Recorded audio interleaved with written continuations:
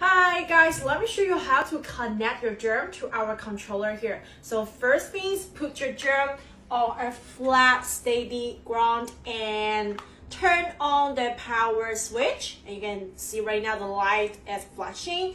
And right now, let's open the controller. And then you push like this. And you can see right now already connect successfully. Hello guys, let me show you how to connect your germ to your FPV app here. So first things, go to your phone and search the Wi-Fi list. Open your Wi-Fi here and remember open your germ. Okay, and after you can search here for the device number. So Flow AK here. This one is my germ device number, Wi-Fi number here. And right now after I connect it successfully, let's go to the app here. So open your FPV app and then just click start here. And you can see right now you have a perfect version of your FPV app here.